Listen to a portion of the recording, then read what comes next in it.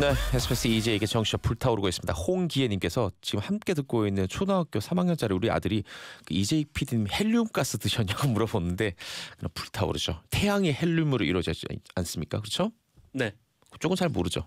잘 모릅니다 사실. 네. 우리 문소입니다. 네. 과학 상식은 약간 부족한 정상근 기자 나와 있습니다. 우리 네, 안녕하십니까. 비타민 음료 뒤에 잔뜩 쌓아두고 뉴스 한번 들어봅시다. 정부에서 수출 기업 지원 방안을 발표한 모양이에요.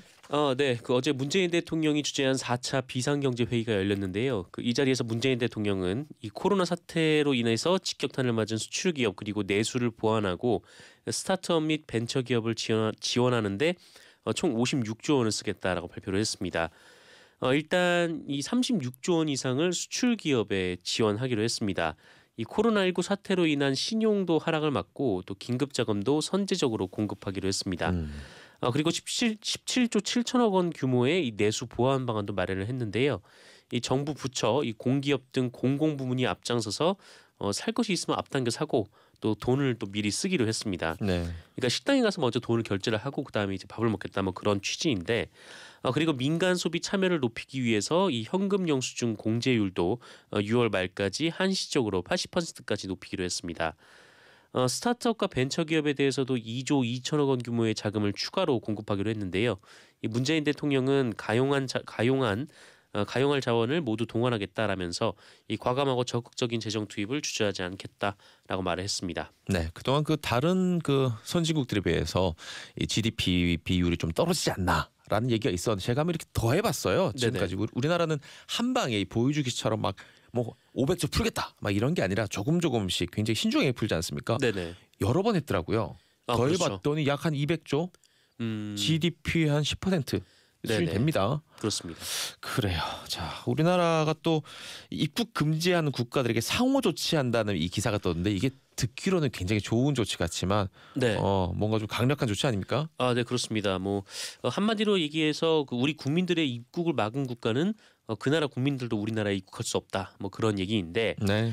이런 조치를 시행하는 가장 큰 이유는 역시 이 최근 신규 확진자 중 해외 유입 확진자의 비율이 높기 때문입니다. 근데 말씀하신 대로 우리나라 국민의 입국을 금지한 나라들에 한해서 입국을 금지하겠다라고는 하는데 이 코로나19 확산으로 이 한국인에 대해서 입국 금지를 내린 국가가 148개국에 이릅니다. 많네요. 네, 상당히 많죠. 그래서 이 세계의 절반이 넘는 국가에 우리나라도 입국 금지 조치를 한 셈이고, 그리고 남은 나라들 중에서도 이 비자 면제 협정을 체결한 곳을 추리면 사실상 미국, 영국, 멕시코 그리고 베네수엘라 등 아주 일부의 국가들만 남게 됩니다. 이렇게 되면 우리 방역 시스템이 충분히 통제가 가능하다라는 것으로 네. 정부는 좀 보고 있는 것 같습니다. 또한 이들 국가 국민들이 한국에 온다라고 해도 14일간 비용을 자부담하면서 격리가 돼야 합니다. 이에 따라 사실상 지금도 외국인 입국자 비율이 그렇게 크지 않은데요. 더 줄어들 것으로 예상이 되고 있습니다. 다만 정부는 이 기업인 등 이 한국을 반드시 이 방문해야 할 목적이 있다면 입국을 허용할 것으로 보입니다. 알겠습니다. 자, 코로나19 관련해서 우리 그 교육 시스템도 지금 그냥 잠시 멈춤 상태인데 네네. 조심스럽게 버튼을 다른 버튼으로 누른 플레이 버튼은 아니고 네. 특별한 플레이 버튼을 누른 것 같아요. 네, 그렇습니다. 오늘부터 이 전국의 중3, 이 고3 학생들이 온라인 수업을 시작을 합니다. 네. 온라인이긴 하지만 개학을 하는 거죠. 지난 3월 2일 예정된 개학이 미뤄진 지 무려 38일 만에 일입니다. 이 원격 수업은 3가지 유형으로 진행이 된다라고 하는데 이 교사와 학생 간의 화상 연결로 수업하는 실시간 쌍방향형 그리고 EBS 콘텐츠나 교사가 직접 녹화한 영상을 보고 토론하는 이 콘텐츠 활용형 그리고 독후감 등 과제를 내주는 과제 수행형 이렇게 네. 있습니다. 이 중에 교사가 자신의 교과 그리고 학교 여건, 이 학생들의 학년 등을 고려해서 이 3가지 유형 중에 수업 방식을 고르는데 물론 이제 2-3가지 유형을 섞어서 또 교육을 할 수가 있습니다. 네. 그리고 학생들은 집에서 이 데스크톱이나 노트북, 스마트패드, 스마트폰 등으로 수업을 듣고요. 수업 시간이 한 40-50분 정도 되는데 사실 그 시간 동안 이 작은 화면을 좀 들여다보고 있기가 필요하죠. 여간 좀 답답하고. 힘든 게 아니니까 그래서 교사들이 이 강의나 콘텐츠 시청은 한 15분에서 20분 정도만 하고 이 나머지 시간은 이 조별 토론 등을 섞을 것으로 예상이 되고 있습니다. 집에서 이 원격 수업을 들을 기기가 부족한 학생들은 학교에서 대여를 이미 받았고요. 네. 이 시각 청각 장애 학생을 위해서 EBS는 온라인 강의에 자막을 넣기로 했습니다. 그리고 온라인 개학 기간에도 이 초등학교 돌봄 교실은 문을 열고요. 이 돌봄 전담사 그리고 방과후 강사 등이 돌봄 교실에 있는 학생들에게 이 원격 수업과 돌봄 프로그램을 제공할 예정이라고 합니다. 오늘 이 중3, 고3 학생들이 개학을 하면은 오는 16일에 고1, 2 그리고 중1, 2 초등학교 4에서 6학년 학생들이 원격 수업을 시작하고요. 네네. 그리고 오는 20일에는 초등학교 1에서 3학년 학생들이 온라인으로 개학을 합니다. 순차적으로 온라인 개학을 한다는 뉴스였습니다. 네. 원연숙님께서 우리 집에도 고3짜리가 있는데 온라인 개학 준비 중이겠죠. 준비 중인데 선생님과 아이들 좌충우돌 온 식구들이 우왕좌왕 중입니다. 생각보다는 그래도 차분하게 진행돼 있어서 안심이다. 모든 중3, 고3 화이팅이라고 했습니다. 네. 사실 뭐 자세하게 문자에 쓰진 않았지만 올해 2020년 고3들은 너무나도 힘들어요. 네, 그렇습니다. 왜 그런지 아세요? 왜요? 재수생과 반수생들 때문에. 지금 대학들이 전부 거의 뭐 사이버 강의실 수준이잖아요. 네네. 그러다 보니까 학교 다니는 대학교 1학년생들이 그냥 한번 나 학교 한번 더 시험 봐볼까? 이런 학생들이 너무너무 많다고 합니다. 학교를 안 다니다 보니까 안 다니고 네. 그러다 그렇군요. 보니까 밀려 내려서 지금 고3생들은 실질적으로 어마어마한 경쟁에 노출되어 있다는 안타까운 뉴스가 있더라고요. 네, 또 수업도 지금 전례 없는 수업을 받고 있는데 네. 그런 효과는 있는 것 같아요. 우리 애도 보니까 제가 이제 7시 반쯤 나오는데 그때 좀 한참 막 준비하거든요. 8시에 시험적으로 이제 한 일주일 정도 해보나 봐요. 네네. 7시 반부터 준비를 해야 되잖아요. 제가 막 나갈 때 보면 정신없이 일어나서 준비를 하는데 옷장문을 그렇게 닫아요. 그래서 너 왜 그렇게 문을 닫고 나 맨날 365일 24시간 열려 있거든요. 애들 옷장문이. 옷장문이 계속 열려 있어요. 옷장문은 항상 열려 있죠. 24시간. 네. 근데 닫길래 너 평소에 안 그러던 짓을 왜 하냐니까 카메라로 옷장에다 보인다는 거예요. 책상에 네네. 앉아 있으면 뒷 배경으로. 그런 좀 정리정돈하는 효과는 있더구만요. 뜻밖의 효과가 있네요. 뜻밖의 효과가 있다. 이런 뭐 좋은 뉴스도 좀 들려드립니다. 자, 검찰 관련된 뉴스 좀 들어봅니다.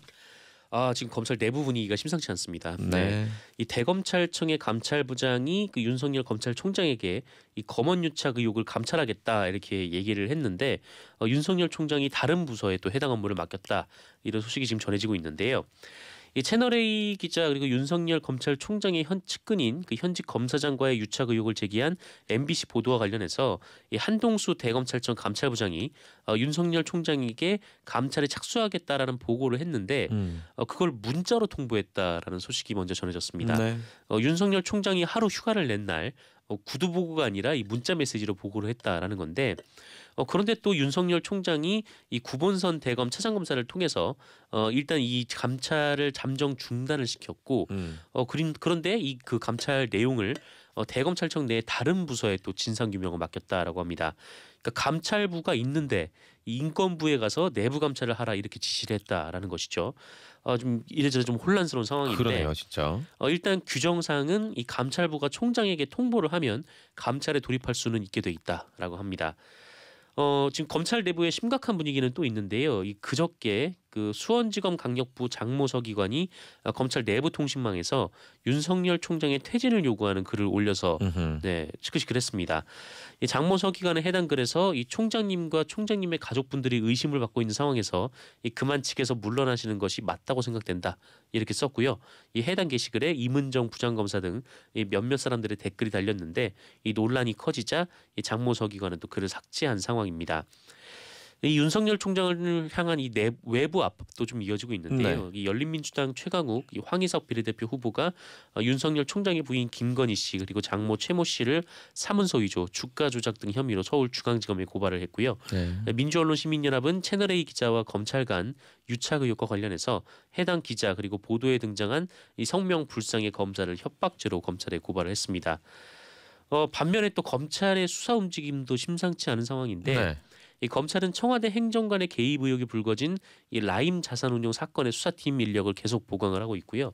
이 청와대 하명 수사 선거 개입 의혹과 관련해서 이 당시 백원우 민정비서관 휘하에서 근무하다가 이 사망한 사람이 있습니다. 수사관이 한 명 있는데 이 수사관의 휴대전화가 암호가 걸려 있었거든요. 그런데 수사관의 이 휴대전화에 입수한 지가 꽤 됐는데 이 현 시점에서 이 암호를 해제하는 데 성공했다라는 얘기가 또 언론을 통해서 흘러나오고 있습니다. 그거 거의 작년 뉴스 아닙니까? 네, 지난해 뉴스죠. 근데 이 아이폰의 비밀번호를 풀기가 어렵다라면서 이게 계속 좀 미뤄졌었는데 풀었다는 얘기가 조금 얼마 전에 나온 적이 있습니다. 알겠습니다. 혼돈이 검찰 이끌고 있는 윤석열 총장이 잘 수습을 할지 아니면 수습을 못하고 또 나오게 될지 네네. 지켜보도록 하겠습니다. 군 관련된 뉴스가 있는데 참 지금 이제 없어졌지만 이름이 바뀐 거라고 봐야 됩니까? 어떻게 됩니까? 이름이 바뀌었습니다. 네. 전해주시죠. 현재는 안보지원사령부로 이름이 바뀌었는데요. 안보지원사령부. 네, 이 이전 이름은 이제 국군 기무사령부였죠. 네. 이 기무사가 지난 19대 대선 때도 이 주요 후보들을 사찰했다라는 의혹이 불거졌습니다. 문재인 대통령 그리고 안철수 국민의당 대표의 선거 캠프 그리고 언론사를 사찰해서 이 국방부 장관에게 보고했다 이런 의혹이 제기가 됐는데요.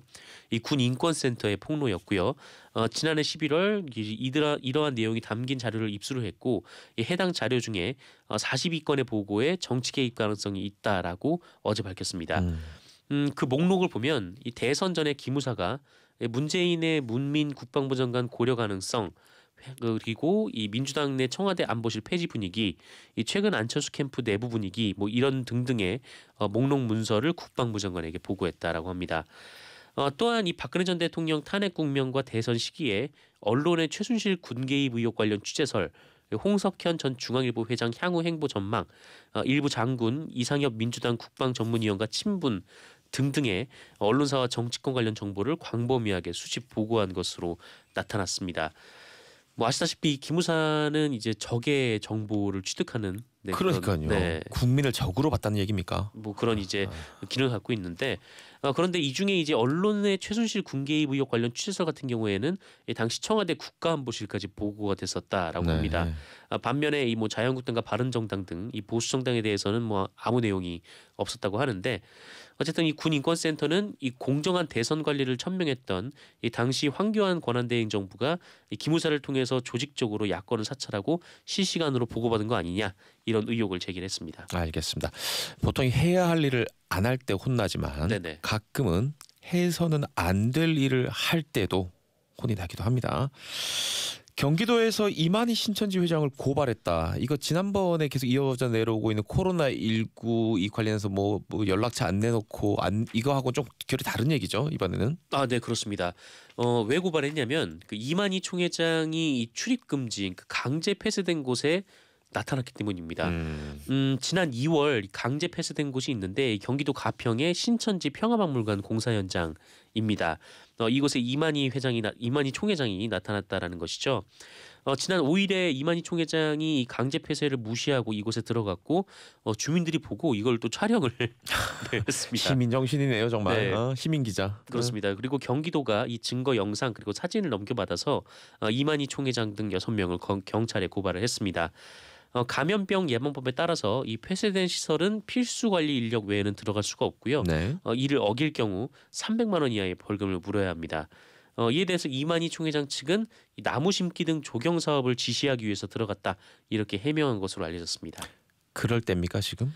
나무 심을 때 나무 심는 건 좋긴 한데 황당한 사고 방식이라고 생각합니다. 자, 이거 좀 간단한 뉴스 같기도 하면 좀 우픈 뉴스인데 이게 뭡니까? 현역 사병이 선임병 부탁으로 수능 대리 시험을 봤다고요? 네, 이 군 당국이 수사에 착수한 사안이라고 하는데 이 동아일보가 보도를 했습니다. 이 현역 사병 A 씨가 이 지난해 11월 14일 서울 시내 한 사립고등학교 수능 고사장에서 자신의 선임인 B 씨를 대신해서 수능 시험을 봤다라고 합니다. 수험표에는 A 씨가 아닌 B 씨의 사진이 붙어 있었는데, 그러니까 이 사진하고 시험 보는 사람하고 얼굴이 달랐다라는 거죠. 그런데 이 감독관의 신분 확인 절차에서 이것이 적발되지 않았습니다. 당시 두 사람 모두 수능 당일에 휴가를 나온 상태였고요. 이 B 씨는 A 씨가 대신 치른 수능 점수로 지난해 12월에서 올해 1월 이 서울 지역 3개 대학에 지원을 한 것으로 알려졌습니다. 지원까지 했군요. 지원을 해서 붙은 데도 있고 떨어진 데도 있는데 붙었는데도 이 사람이 뭐 가지는 않았다라고 하더라고요. 이는 지난 2월 11일 이 수능 대리 시험에 대한 국민신문고 공익 제보가 접수되면서 알려졌습니다. 서울시 교육청은 뭐 관련자를 입촉받아서 군에 수사를 의뢰했었습니다. 알겠어. 군의 기강 그리고 이 입시 시스템의 허점이 결합되어 있는 그런 뉴스군요. 네, 그렇습니다. 8080님 어제 청취율 조사 전화 와가지고 강력하게 이재에게 정치조를 든다고 했습니다. 바로나믹 던져달라 그랬는데 바로나믹 말고 바이라민 던져드릴게요. 네, 고맙습니다.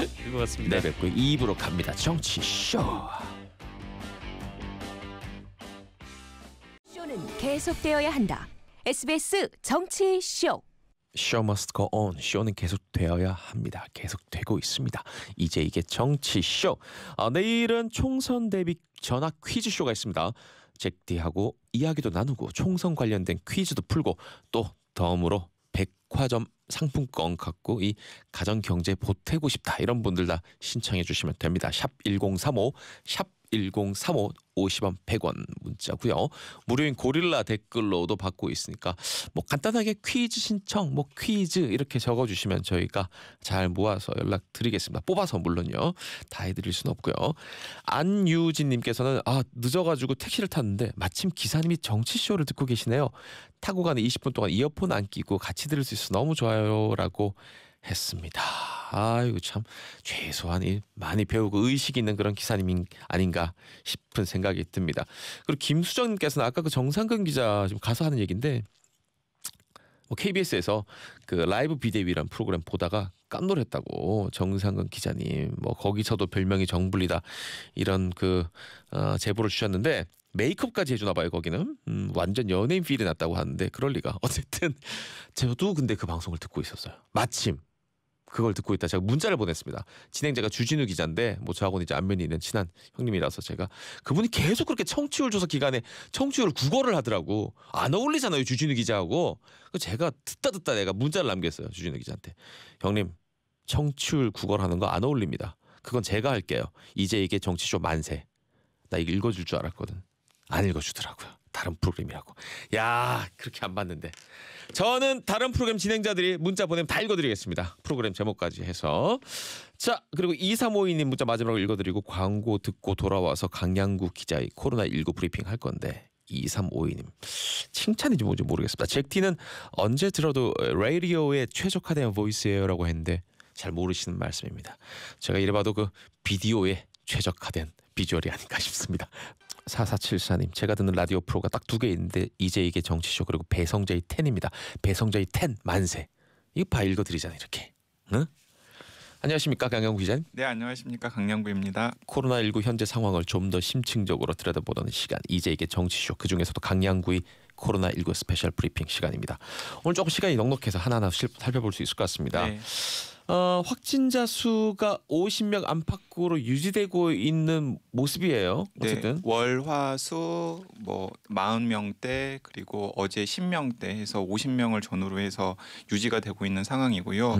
뭐 약간 걱정을 하긴 했었어요. 이게 주말에 검사 수가 좀 줄어서 적게 나온 게 아닌가 싶었는데 수요일까지 그런 기조가 이어가는 걸 보니까 네. 어쨌든 간에 좀 50명 선에서 안정되는 것이 아닌가 하는 기대감을 가지게 하는 좋은 신호입니다. 그런데 좀 이제 약간 바꿔서 생각을 해보면은 1월 20일에 우리나라에서 처음 확진자가 생긴 다음에 네. 2월 중순까지 뭐 1명, 2명씩 이제 계속해서 확진자들이 나왔잖아요. 네네네. 뭐 7번 환자, 9번 환자, 11번 그렇죠. 환자 그 정도도 느낌이었어요. 느낌이. 근데 2월 중순까지 나온 우리나라 환자 수가 28명이었어요. 거의 보름 이상. 네, 보름 이상. 그거 생각해보면 그러니까 신천지를 또 빼놓고 나면 네. 특이 사항이 신천지를 빼고 나면 많이 는 거네요. 어떻게 그러니까 보면. 그때는 보름에 걸쳐 가지고 거의 한 28명이 나왔는데도 우리들이 바짝 긴장을 했었단 말이에요. 네. 근데 지금은 이제 하도 호되게 한번 당하고 나니까 하루에 50명 정도씩이 계속해서 발생하고 있는데도 뭐 국내 확진자 그리고 국외 유입해가지고 발생하고 있는데도 지금 이거 좀 이렇게 잦아드는 것 아닌가라고 하는 생각을 가지게 있단 말이에요. 그러니까 2달 전의 상황을 생각해 보면은 지금의 상황이 그렇게 안심할 만한 상황은 아니다라고 생각을 할 수도 있는 거죠. 그래요. 그 요인들을 한번 살펴봅시다. 왜 안심할 수 없는지. 딱 우리 청취자분들도 감 오는 게 강남 유흥업소 같은 그런 다중 위락 시설이라고 보통 표현하죠. 그러니까 지금 이제 방역에 관계하시는 전문가들이 가장 걱정했던 사례들이 어떤 사례냐면 하루 확진자의 한 30에서 40% 정도가 외국에서 유입되는 분들에게서 생기는 거거든요. 네. 그리고 또 국내에서 전파 경로를 알 수 없는 확진자들이 조금씩 계속해서 발생하고 있는 상황이 결합되어 가지고 지난주까지는 한 100명 안팎 그리고 이번 주에는 이제 50명 안팎의 확진자들이 나타나고 있는데 지금 가장 걱정스러운 것은 그 두 개가 연결되는 거예요. 외국에서 들어와서 그러니까 공항에서 걸러지지 않고 외국에서 들어와서 잠깐 생활을 하셨던 분이 국내에 어떤 분들과 접촉을 해서 그 국내에 어떤 분이 다시 집단 감염의 가능성이 있는 어떤 곳으로 연결되는 그 과정을 가장 걱정이 되는 상황인데 지금 상황이 어떻게 전개될지 모르겠지만 강남 유흥업소에서 발생한 일이 딱 그런 일이라는 거죠. 정확하게 그 케이스죠. 네, 일본에서. 일본에서 들어와 가지고 지인을 만났는데 그 지인이 마침 강남 유흥업소에서 일하시는 분이었고 그래가지고 순식간에 1차, 2차, 3차 감염까지 생긴 거잖아요. 근데 또 강남 유흥업소가 어쨌든 연인원 거의 500명이 그날 있었다는 것 아닙니까? 네네. 그래서 지금 100명 조금 넘는 숫자들을 파악을 해가지고 전수조사를 하고 있는데 사실 그 전수조사망에 걸리지 않는 사람들이 꽤 많을 거예요. 왜냐하면 일단 역학조사할 때 자 직업이 뭐예요? 저 술집에서 일합니다. 이렇게 쉽게 말이 안 나오거든요. 네, 말이 안 나오죠. 그리고 또 술집에 다녀왔다라는 사실도 여러 가지 이유로 또 공개를 안 하는 경우가 많잖아요. 네. 이제 그렇기 때문에 이제 그렇게 밝혀지지 않은 분들 중에서 혹시 감염자가 있다면은 이제 그 분들이 지역사회 감염의 새로운 전파원이 될 가능성이 있는 거죠. 그게 이제 외국에서 유입되는 환자와 국내의 집단 감염 고리가 연결되어 가지고 뭐 지난 주말부터 이번 초까지 뭐 감염학회를 비롯해서 일부 전문가들이 서울 수도권 폭발 가능성을 이야기했잖아요. 경고하는 거 아닙니까 이 목소리? 네, 핸드폰 꺼주셔도 좋겠습니다. 네. 네. 그 경고하는 그 맥락에 있는 사례라는 그렇습니다. 거죠. 알겠습니다. 지금 이 사례 말고도 사실은 몇 개가 더 있었는데 대부분의 유학생들이 뭐 자가격리, 방역 수칙 이런 거 잘 따르고 있지만 일부 몇몇 유학생들이 몰래 나가서 이 끼를 못 누르고 친구들하고 술 마시다가 적발돼서 혼나고 이런 경우가 꽤 있지 않았습니까? 일탈 사례가 계속해서 나오고 있죠. 외국인 일탈 사례도 계속해서 나오고 있고 또 한국인 일탈 사례도 계속해서 나오고 있는데 이제 그런 부분도 문제고 이제 한 가지 다행스러운 일은 네. 4월 1일을 기점으로 해서 모든 입국자에 대해서 2주간 자가격리를 하기로 했잖아요. 네. 그러면서 한 가지 위험 요인이 제거된 측면이 있습니다. 어떤 거죠? 어떤 위험 요인이 제거됐냐면 단기 체류 외국인 위험 요인이 제거됐어요. 한 3, 4일 정도 있다 가는 사람은 아예 그러니까, 없어졌겠구나. 네, 비즈니스 뭐 관광은 거의 없을 테니까 비즈니스 등을 목적으로 해서 3, 4일 동안 우리나라에 잠깐 들어가지고 자기 볼일 본 다음에 휙 하고 외국으로 나가신 분들이 있겠죠. 네. 근데 이 3, 4일이라는 기간은 만약에 그분이 바이러스를 몸속에 가지고 있었다면은 국내에서는 아주 가벼운 증상 정도만 보이다가 외국에 나가가지고 확진을 받을 가능성이 굉장히 크거든요. 근데 문제는 무엇이냐면은 코로나19 바이러스는 초기부터 굉장히 많은 바이러스가 증식이 되어가지고 전염을 시킨다라는 게 중요한 특징 중에 하나입니다. 네. 그러니까 우리나라에서 전파한다 시켜놓고서 외국에 가가지고 확진을 받는 거죠. 그리고 외국에서 확진 받은 다음에 알려줘야 될 것 아니에요. 그렇죠. 근데 알려주지 않는 경우가 있단 말이에요. 굳이 우리나라에 전화해서 제가 뭐 이번에 일본에서 검사해봤더니 이 확진이 나왔는데 4일 전에는 한국에 있었습니다라고 이 성의 있게 얘기하는 사람이 별로 없을 수도 있다는 그리고 거죠. 이제 과거 같으면은 방역 당국의 협조 같은 것들이 좀 될 수 있는 여유가 있었지만은 지금은 그런 여유도 없는 상황이기 때문에 그런 걸 또 기대하기도 좀 어려운 상황이거든요.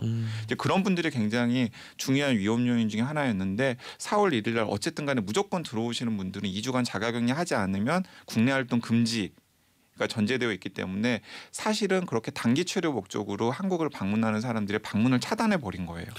현실적으로 불가능해졌나요? 현실적으로 불가능해졌죠. 게다가 그 자가격리 비용 이런 것도 전부 본인 부담이잖아요. 그래서 이제 그 위험 요인이 사라진 것은 일부 긍정적인 신호라고 할 수 있겠습니다.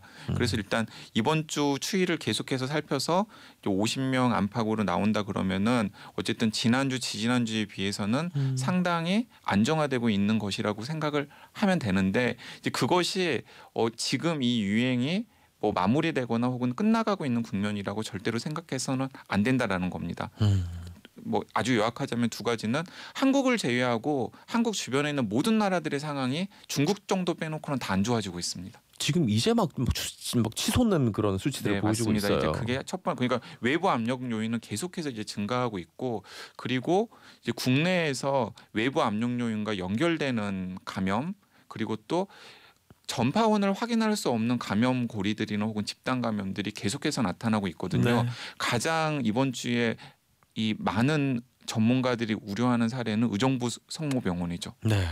네, 의정부 성모병원에서 감염 사례가 나타났고 지금 계속해서 그 의정부 성모병원에서 환자들이 하나 둘씩 나오고 있거든요. 관련 확진자들. 네, 그리고 서울 아산병원 같은 경우에는 일단은 막은 것 같긴 하지만은 거기서도 최초에 음성이 나왔던 500명의 접촉자가 나중에 다시 양성이 나올 가능성도 있단 말이에요. 그래서 지금 예의주시하고 있는 상황입니다. 그러니까 이런 불안 요인들이 있기 때문에 그 50명이라는 숫자에 너무 안심해서는 안 되고 그걸 생각해 보시라는 거죠. 2달 전에 거의 보름이 넘는 기간 동안 28명이 나왔는데도 굉장히 우리가 불안해하고 심기일전해야 된다라고 했던 상황을 기억하면 좋겠습니다. 알겠습니다. 이 그 또 하나 그 사람들이 걱정했던 거 이번에 온라인 계획을 공교육은 온라인 계획을 하지만 노량진 이 학원에서 사설 학원에서 감염된 사례가 있었잖아요. 네. 그건 어떻게 보고 계십니까? 그거 굉장히 이제 특히 온라인 계약을 통해서 학교의 등교는 막은 상황이잖아요. 네네네. 근데 이번 주부터 많은 학원들이 영업을 하는 것 같더라고요. 그러게요. 그래서 하도 학원들이 영업을 하다 보니까 이제 마냥 막을 수가 없어서 뭐 서울시를 비롯한 지자체에서 이제 방역 지침을 내렸죠. 네, 이제 가능하면은 뭐 1m 이상 간격을 떼어놓고 최소한의 그 비말 전파 감염을 차단하는 여러 가지 조치를 강구해야 학원 영업을 할 수 있다라고 조치를 했는데 그리고 뭐 발열 체크 같은 거 하고요. 네. 사실 근데 그런 방역 지침이 현장에서 얼마나 제대로 지켜질 수 있을지. 예, 그리고 학교보다 학원이 관리가 훨씬 더 안 되잖아요. 그렇죠. 네, 그래서 뭐 성인들 같은 경우에도 관리가 안 되고 10대들 같은 경우에도 관리가 안 되는 수가 많기 때문에 이 학원 같은 사각지대를 통한 집단 감염의 가능성은 항상 상존해 있고 이번에 이제 노량진에서 한 명 전파자가 나왔지 않습니까? 네네. 이제 그런 사례들이 지금 계속해서 우리들이 모니터링을 해야 되는 사례라고 생각합니다. 알겠습니다. 자, 그다음 이야기 또 들어보겠는데 이거 그동안 스치듯 지나가도 왜냐하면 지금 현재 이 봄 상황이 너무 안 좋으니까 우리가 여름 가을 지나고까지는 이제 생각이 안 미친 여유가 없는 거야. 여유가. 네네. 하지만 한번 얘기를 해보겠습니다. 이번 봄에 어떻게든 이걸 잡아서 여름을 즐길 수 있다고 쳐도 강양구 기자님이 계속 강조해 주셨잖아요. 스페인 독감 같은 경우도 그렇고 2차로 또 폭풍이 몰려올 수 있다. 요 얘기 좀 해보죠. 그러니까 이제 지금 전 세계적으로 지금 상황이 너무나 심각하고 우리나라도 안심할 수 없는 상황이기 때문에 올해 가을 겨울을 걱정하는 게 좀 한가한 일처럼 보이긴 합니다. 네. 그런데 지금 상황을 낙관하시는 분들이나 비관하시는 분들이나 공통적으로 다 이야기를 하는 게 올해 가을 겨울에 2차 대유행을 준비해야 된다. 라고 이야기를 하십니다. 사실은 이제 근거가 있는 게 왜 근거가 있냐면 지금 중국의 사례나 우리나라의 사례나 이탈리아의 사례 먼저 맞은 나라들의 추이를 보면은 이게 처음에 유행이 시작되어 가지고 정점 찍고 조금 사그라지는 기간이 한 2달 정도예요. 우리나라 대구 경북의 상황도 놓고 보면은 네. 6주에서 한 8주 정도의 기간이라고 볼 수 있는데 자 그러면은 어쨌든지 간에 지금 굉장히 심하게 앓고 있는 나라들이 한 여름 정도가 되면은 1차 유행을 한 번씩 꺾일 거란 말이에요. 네네. 뭐 피해는 이제 각 나라마다 다르겠지만은 그런데 그러면은 북반구는 지금 이제 여름으로 접어들게 되죠. 네. 근데 그때 남반구는 겨울로 접어들게 됩니다. 아하. 그렇기 때문에 지금 남반구로 계속해서 바이러스가 확산되고 있는 추이잖아요. 오늘 오프닝에서 제가 남미 얘기를 했었거든요. 네. 네. 그 남미 그 TV나 혹은 매체로 접하는 상황들이 굉장히 심각하잖아요. 우리 무슨 좀비 영화에서 보던 끔찍한 장면들이 TV 뉴스에 나오고 있어요. 네, 맞습니다. 그렇기 때문에 북반구의 유행이 좀 잦아들더라도 가을 겨울이 시작되는 남반구에서 대유행이 여름 동안에 지날 가능성이 크고요. 네. 그러면 이제 그들은 이제 가을 정도가 되면 좀 잦아들겠죠. 바이러스가 사라지는 게 아니잖아요. 그렇죠. 다시 북반구로 가을 겨울로 접어들 때 이제 북반구로 넘어올 가능성이 있는 거죠. 그러면은 북반구에서는 2차 유행이 시작될 가능성이 큰데 그때까지 백신이 개발되는 건 진짜 난망한 일이고요. 그리고 치료제도 일부 가능성이 있는 치료제가 있지만 그것이 얼마나 효과가 있을지는 여전히 불확실한 상황이란 말이에요. 네. 그러면 백신과 치료약이 없을 때 어떤 일이 있었는지를 따져봐야 되는데 이번에 코로나19 유행을 보면서 많은 분들이 100년 전 1918년에 스페인 독감 사례를 이야기를 하잖아요. 네. 근데 스페인 독감이 스페인으로서는 참 억울할 만한 게 이름이 스페인 독감이지만 사실은 스페인에서 시작한 독감이 아니에요. 그러게요. 미국 네, 미국에서 병사였나? 네. 봄 여름에 미국에서 시작을 해가지고 전 세계로 확산이 되었던 독감입니다. 근데 당시 스페인이 중립국이었기 때문에 어쨌든 전염병 유행에 대해서 가장 많은 보도라든가 정보들을 쏟아낼 수 있는 형편이었기 때문에 네. 이 이름이 스페인 독감으로 붙여진 거죠. 자, 그러면 그때 어떤 일이 있었냐면 일단 1차 유행이 미국에서 시작해가지고 봄, 여름, 초, 가을까지 이제 북반구를 중심으로 한번 싹 휩쓸었단 말이에요. 네. 좀 잦아드는가 싶었습니다. 그런데 늦가을부터 다시 북반구를 중심으로 해서 2차 유행이 시작이 되었어요. 그때도 한반도에 상륙했습니다. 그래서 당시 한반도에서만 14만 명이 죽은 것으로 총독부 기록이 나옵니다. 야, 일제 강점기 때인데 인구도 지금보다 훨씬 적었을 때인데 사망자만 14만 명. 그게 그때 공식 기록으로만. 조선 인구가 1,700만 정도 되었다고 그래요. 근데 14만 명이 사망했다는 걸로 총독부 기록에는 나오고요. 그래서 이제 일부 역사학자는 3.1 운동과 이 스페인 독감의 치명적인 유행과 피해의 관계를 조심스럽게 연결하시는 분들도 그런 있어요. 학자들도 있어요. 네. 그때 많이들 이제 거리 안 두고 이렇게 막 모여 있었으니까 아마 그때만 전파가 됐을 아니 것이다. 그리고 그렇지 않아도 되게 못 살겠다. 총독부 싫다했는데 주변에서 14만 명이 죽어가는 오히려 걸 그걸 본 보고 거예요. 이제 뭐 뭐 일제도 일제지만 이제 이 배고파가지고 못 견디겠다고 맞습니다. 이러니까. 이거 저 일본 아하. 저것들이 우리를 뭐 이렇게 뭐 좋게 해준다 어쩐다라고 하지만 전염병이 하지만은 전혀 이렇게 그리고 또 전염병에 돌 때 당연히 일본 정부가 어디를 먼저 챙겼겠어요.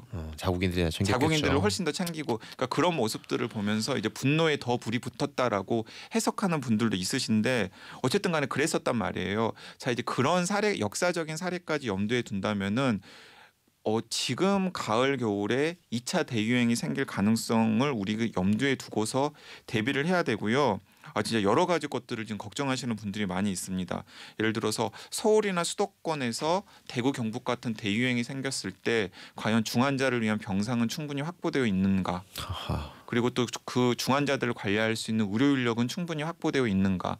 그리고 생활치료센터로 쓸 수 있을 만한 여러 가지 격리 수용 시설 같은 것들은 지금 제대로 확보가 되어 있는가? 그리고 또 치약 시설 같은 게 서울 수도권에는 훨씬 더 많잖아요. 네. 자, 이제 그런 것들은 지금 우리들이 모니터링을 하고 있는가 등등을 지금 우리가 약간 선방하고 있다고 했을 때 그런 것들을 좀 살펴야 되는 상황이기도 한 거죠. 그리고 실제로 서울시나 경기도에 자문을 하는 많은 전문가들과 방역에 임하는 지자체 공무원들, 정부 방역 당국에 계시는 분들이 이런 고민들을 슬슬 시작하고 있는 것으로 알고 있습니다. 알겠습니다. 자, 그다음 이제 뭐 트럼프하고 WHO 얘기를 좀 해볼까 하는데 그 전에 아까 그 학원 얘기를 좀 하긴 했는데 관 기자님께서 이제 그 학원 얘기를 하는 중에 아마도 이 정부에서 공교육 기관보다는 학원들이 정부 차원에서 관리하기 좀 어려울 것이다라는 말씀을 하려고 했는데 좀 잘못 전해진 것 같아요. 그래서 많은 학원 원장님들께서 예를 들면 뭐 4675님 학원 원장입니다. 6주 동안이나 휴원했다가 지난주 등원 시작했고요. 저희 하루 50분 수업하는데 마스크, 발열 체크, 손 소독 1.5m 거리 뛰기까지 철저하게 지키고 있습니다. 학원이 관리 안 된다고 말씀하시면 무척 서운합니다. 그리고 네.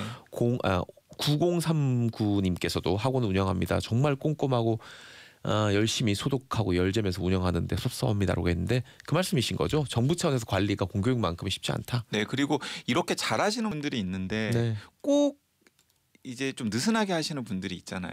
그렇죠. 근데 그 느슨하게 하시는 분들 사이에서 사고가 생기면은 이렇게 잘하고 열심히 하셨던 분들까지도 피해를 입는 상황이 또 이게 맞습니다. 우리 공동체로 엮여 있는 이게 방역의 상황이기 경각심을 때문에 일깨우는 차원에서 네. 그런 분들이 없기를 대부분의 학원 원장님 우리 특히 정치적 듣는 분들은 강 기자님 설명 듣고서라도 더 꼼꼼하고 안전하게 아이들을 위해서 대비책을 준비하고 있을 거라고 네, 소원하셨던 믿겠습니다. 학원 관계자분들께는 제가 죄송하다는 말씀드리겠습니다. 트럼프랑 WHO가 지금 같이 손잡고 열심히 방역을 해도 모자랄 판에 각을 세우고 있는 느낌이에요. 네, 각을 세우고 있죠. 왜 각을 세우고 있냐면 이게 이제 여러 가지 이유가 있습니다. 사실 WHO는 전통적으로 미국이나 일본의 밥이에요. 그러니까 WHO 예산이 1년에 한 50억 달러 정도 되는 것으로 알고 있는데요. 예산도 크군요. 네, 그런데 그 중에 한 10분의 1 정도가 미국에서 나옵니다. 그 다음은 아마 일본이겠고. 네, 그러니까 미국이나 일본이 분담금 비율에서 차지하는 비중이 굉장히 크기 때문에 평소에 목소리가 굉장히 커요. 네. 그런데 지금 WHO 사무총장이 이 에티오피아 출신이거든요. 근데 아프리카에 중국이 굉장히 신경을 많이 썼잖아요. 그래서 이분이 WHO 사무총장 선거를 할 때 중국에서 이분을 굉장히 푸시를 많이 했었다라는 이야기가 있었습니다. 근데 이제 아니나 다를까 이번에 코로나19 바이러스가 유행하는 국면에서 WHO 사무총장이 계속해서 좀 중국에 호의적인 듯한 여러 가지 메시지를 많이 던졌었잖아요. 네네네. 이제 그런 상황을 염두에 두고서 이제 트럼프 대통령이 아니 WHO에 돈은 제일 많이 내는 게 우리 미국인데 왜 이렇게 중국 편을 드느냐. 사실 그렇잖아요. 듣고 보니 그렇죠. 듣고 보니 네. 그런데 이 지금 사실은 그 유치한 이게 보면 네. 그냥 중국하고 미국하고는 모든 사안에서 이 질투와 경계 이 두 가지 감정이 있는 것 같아요. 네. 근데 지금 중국이 어쨌든 간에 이제 먼저 매를 맞은 다음에 자국 상황이 진정이 되니까 계속해서 코로나19 외교를 막 하고 있잖아요.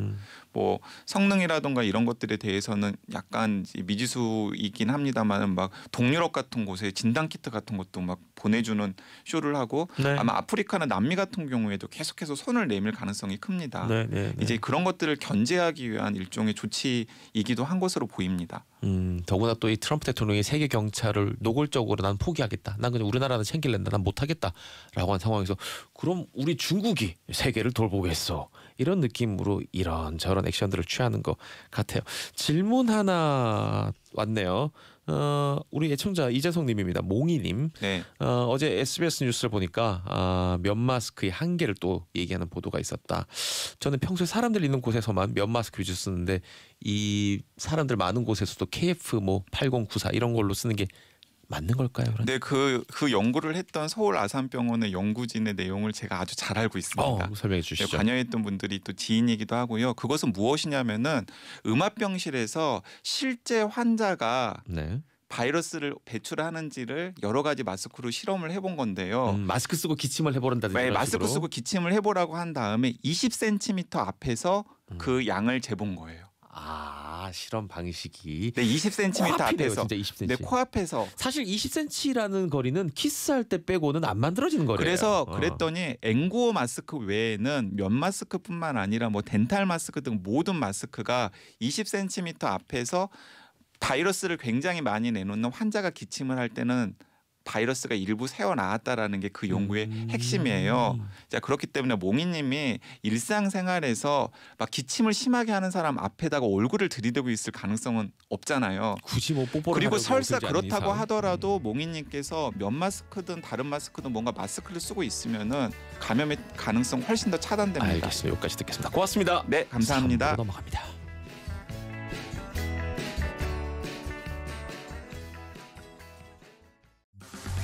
이게 정치쇼.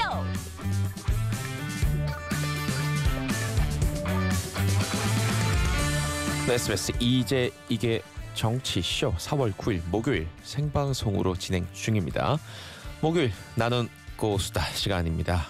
박진호 SBS 보도본부 경제부장 나와 있습니다. 네, 안녕하십니까. 안녕하세요. 김준일 핫식스 진행하고 계신 우리 또 뉴스톱 대표 나와 있습니다. 예, 안녕하십니까. 자, 일단 이 김준일 고수가 제일 잘할 것 같은 아이템 한번 뭔가 팩트 체크와 이 막 골목골목 다녀야 하는 그런 생생한 취재가 필요한 강남 대형업소 유흥업소 이름이 나왔습니다. 뭐죠? 예. 일단 이름이 너무 웃겨서 이름이 크크앤 트렌드. 크크 우리 그 이모티콘 크크에다가 예. 엔드하고 자음만 있는 네, 키역 그러니까 키역 앤 트렌드. 트렌드라는 곳 확진자가 나와서 1차, 2차, 3차가 동시에 연관이 돼 있어 파장이 큽니다. 당국에서 명단 확보를 했습니까 이거? 일단 명단 확보를 하고 있는 상황이죠. 정확하게는. 왜냐하면은 정확하게 몇 명이 왔고 몇 명이 나갔고 이거를 추적을 해야 되는데 이게 상당히 어려워요. 그렇겠죠. 왜? 업소 특성상. 업소 특성상 어려운 게 여러 가지 기법을 동원하잖아요. 사실은 거기에 휴대전화 뭐 추적 그리고 뭐 카드 내역 그런데 일단 현금 쓰는 분들이 많습니다. 거기에는. 그렇죠. 예, 현금을 그 업소에서 요구를 하는 경우도 많고 왜냐면 이제 일종의 뭐 이거는 뭐 여기가 그랬다라는 게 아니라 대체적인 일반론을 말씀드리는 겁니다. 이제 좀 세금을 덜 내기 위해서 네. 추적을 좀 덜 받기 위해서 이제 현금을 결제하는 요구도 있고 본인도 사용 이용자도 여기에 왔다라는 게 굳이 뭐 떳떳하거나 뭐 그러지 않은 경우가 있기 때문에 네. 그렇게 하는 경우가 많아요. 그래서 그 당사자들 그 이제 프리랜서라고 처음에 얘기했던 그 종업원들도 대부분 이게 거기에 딱 그 업소에만 나가지 않고 이렇게 왔다 갔다 하는 경우가 있거든요. 네, 그러니까 네. 이게 추적이 어려워요. 한마디로 얘기하면은. 그러니까 지금 아직도 확인 중에 있는 상황이고요. 일단은 105명을 조사를 하고 있고 이 중에 손님은 5명이라고 합니다. 그게 사실 이 업소에 이제 고용돼 있는 흔히 말하는 이제 이 업소용으로 이제 아가씨들이라고 예, 하는 예. 100명이고 손님은 겨우 5명인데 예. 여기 회원제처럼 다니던 사람이 대략 한 4,500명 이상이었다고 밝혀졌는데 예. 이 중에서 1%가 지금 확보된 거예요. 1% 손님 중에서는 이 사람들도 사실 그런 게 상식적으로 생각해 봤을 때 역학조사를 한다고 역학조사관이 가가지고 자 그럼 어제 어디 계셨어요? 어제 룸사롱 있었어요. 이렇게 말할 수 있는 사람이 이 진짜 어렵거든요. 지금 그래서 김 대표님 말씀하신 것처럼 참 곤란이 많을 것 같다라는 생각이 듭니다. 이 접촉자 지금 직원 빼고면 그 예. 일하는 그 접객원들 빼면 접촉자가 한 5명밖에 안 된 명단이 확보됐다고 하는데 이거 어느 정도까지 믿어야 됩니까? 아니 뭐 믿을 수 없죠. 사실. 절대 믿을 수 없는 영업을 5명 하면은 거기는 문을 닫아야죠. 열 필요가 없는 열 필요가 거고요. 없는 거죠. 그러니까 굉장히 많은 분이 다가왔고 이게 또 업소의 특수성상 이게 참 뭐라고 해야 되나 그러니까 이 종업원들이 방을 옮겨 다니면서 이렇게 일을 하는 경우가 있어요. 네네네네. 그래서 이분 일단 갔다라고 하면은 이거는 무조건 그 어느 방에 있었기 때문에 안전하다 뭐 이런 게 성립이 안 되는 거예요. 이거 그렇죠. 그러니까 이거는 다 찾아내야지 사실은 정확하게 추적을 하려면 다 찾아야 되는데 말씀드렸듯이 매우 어려워서 이거 어떻게 당국이 풀지 이거 뭐 안 내놓으면 뭐 형사처벌을 아이고, 하겠다라고 뭐 이게 좀 엄포를 놔야 되는 건지 참 굉장히 좀 기술적으로 좀 어려운 상황에 좀 처해 있습니다. 이게. 근데 저희 기자들이 이제 여기 해당 장소에 취재를 가면은 네. 뭐로 그 갈까? 업계 분들이 억울하다는 얘기를 하면서 뭐 그저께는 누구도 왔다 갔는데 뭐 이런 식으로 얘기를 한대요. 이런 식으로. 그러니까 이게 참 나 간단한 문제가 아니에요. 그 누구 아닙니다. 그래 이 그 서울시가 어쨌든 대책으로는 유흥업소들 중에 400여 곳이 좀 넘습니다. 사실 다 중단시켰는데 여기에 대해서 늦었다라고 하는 그런 비판들이 많이 있습니다. 왜냐하면 이 교육시설이라든지 학원 그리고 종교시설들에서는 굉장히 얘기를 많이 하는데 공부도 못하게 하고 그 다음에 이 신도 못 섬기게 하면서 그럼 룸사롱은 왜 열어놨냐 이런 비판들이 많은데 어떻게 생각하십니까? 일단 정부의 공식 이제 정부의 공식 지침은 이런 거를 셧다운이라고 얘기할 정도의 강력한 지침은 아니었고 강력한 권고였죠. 권고. 이거는 현실적인 문제예요. 그러면은 이분들이 이를테면은 뭐 정부를 상대로 내가 뭐 손해배상을 청구를 할 수가 있는 거고 여러 가지 이제 문제가 발생하니까 자율로 하되 알아서 해 약간 그런 거였고 그래서 유흥업소들도 80%는 문을 닫았다고 합니다. 그래서 20% 어저께 이제 박원순 서울시장이 나와서 얘기를 한 것이 20%도 강제로 닫게 하겠다라는 건데 그런 현실적인 어려움들이 있었던 거예요, 사실은. 그러니까 이게 게다가 선거를 앞두고 있어서 너무 과하게 뭔가를 다 셧다운이나 뭐 이런 조치를 할 경우에는 또 어떻게 살라는 거냐 그러면은 이런 것들이 여러 업종들에서 나올 수가 있으니까 그 전에 방금 강양구 기자 얘기했을 때 학원 얘기도 있잖아요. 네, 그럼 학원도 네. 그러면은 모여야 되는 거니까 다 셧다운 해놓은 거냐. 이제 여러 다른 업종들과의 쉽지 않습니다. 비교들 막 이런 것도 나올 수가 있으니까 가급적이면은 강력한 권고와 자율. 근데 이제 이렇게 터져버리면은 이제 자율이 안 되는 거고 액션을 또 취해야 되니까 이제 서울시장이 어저께 아예 다 못하게 하겠다 이렇게 나온 거죠. 4월 19일까지. 그 지금 그 문자로도 그런데 뭐 그 막 비판들 많이 하시는데 여기 딱 얼핏 생각하면 뭐 이 그 이제 말하면 그 접객원들 보통 아가씨라고 부르는 그분들하고 손님만 있는 것 같지만 굉장히 많습니다. 예를 들면 뭐 웨이터들도 있고 그다음 그러니까요. 주차 관리하시는 분들 거기 밥 대는 사람들이 있죠. 유통, 술 유통 온갖 이것도 굉장히 조금만 그 다음 단계로 넘어가면은 딸려 있는 식구들이 많은 산업이라고도 생각할 수도 있죠. 이게 보면은 좀 행정력의 이제 물리적 한계라는 문제도 좀 있었어요. 행정력의 한계. 네, 왜냐하면은 그동안 이제 중앙 방역 당국에서는 이쪽 이제 권고 지침을 내리잖아요. 네. 근데 그렇게 나오면은 항상 이제 서울시나 경기도 같은 이제 지자체 차원에서 좀 더 한 단계 높은 이제 수의 행정 명령이라든지 뭐 이런 식의 단계를 적용을 하는데 그동안 방역 당국이 이제 병원이나 뭐 종교 단체 네. 또 요양시설 같은 시설에 방역을 집중해 왔지만은 유흥업소라는 게 이 한 곳 한 곳이 상대적으로 인원이 몰리는 규모는 그보다 작으면서 상당히 이제 곳곳에 산재해 있거든요. 그렇죠. 그리고 아마도 행정 당국에서는 현실적으로 전부 단속이 어렵지만 시민들이 감염 우려 때문에 스스로 좀 출입을 자발적으로 자제하는 흐름이 있을 것으로 좀 기대했던 점이 있었을 거예요. 네. 근데 그리고 일부 업소들이 실질적으로 음성 영업을 하니까 이제 뭐 간판에 불을 끄고 한다든지 뭐 이런 식으로 영업을 하니까 단속을 하기 힘든 면도 있었죠.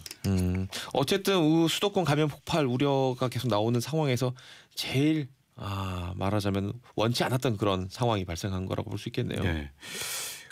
문제는 이제 이런 상황에서도 유흥업소를 찾는 분들이 적지 않다는 점이고 또 하나는 이제 클럽이나 주점 같은 곳은 어느 틈에 다시 이제 성업을 하고 있다는 건데 네. 이거는 어떻게 보면 코로나19라는 이 바이러스의 특성과도 관련이 있어요. 보면 현재까지 이제 양상은 30대 사망자분이 한 분이거든요. 네. 근데 20대 확진자 중이 27%로 작지는 않지만 네.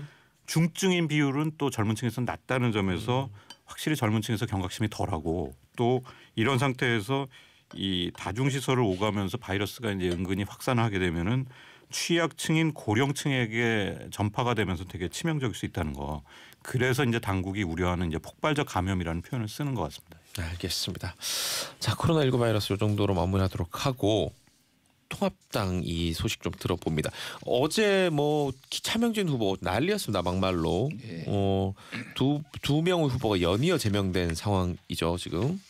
이게 참 지금 당 자체가 완전 이 스스로 만든 프레임에 갇혀 버렸는데 이 두 후보가 뭐 막말 뭐 이런 것들을 하고 제명을 하고 그러니까 또 반발하고 심지어 김대호 후보는 황교안 대표도 지금 뭐 막말 논란 있지 않냐 뭐 키 작은 사람은 들지도 못한다 그래서 한행 왜 나만 갖고 그러냐 막 이 정도까지 나와버리는 거예요. 그러니까 이게 당이 지금 엉망진창이 지금 되어버린 상태고요. 특히 이제 이게 흐름이 안 좋아요. 사실은 지금 이제 깜깜이 선거라고 이제 일주일 남은 상태에서는 여론조사 공표를 못 하게 되지만은 어쨌든 지금 이제 뒤처지는 건 거의 명확했거든요. 지금까지 여론조사를 보면 지역구에서 수도권에서 치고 올라가야 될 타이밍인데 여기에 이 논란에 갇혀버리는 순간 이제 동력을 잃게 되는 거예요. 지금 매우 미래통합당으로서는 어려운 상황에 처했다라고 보면 될 것 같습니다.